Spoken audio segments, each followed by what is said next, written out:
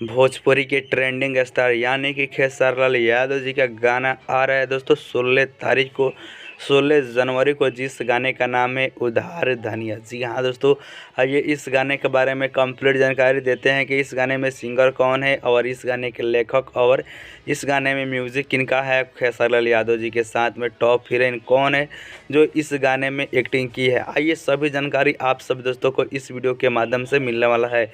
अगर आप सभी दोस्तों भी भोजपुरी के फ़ैन हैं तो वीडियो को लाइक और चैनल को सब्सक्राइब करना मत भूलिएगा।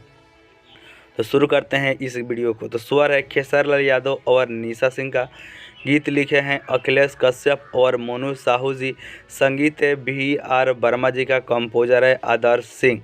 और इस गाने में जो एक्ट्रेस रहेगी खेसारी लाल यादव जी के साथ में, उनका नाम है यामिनी सिंह।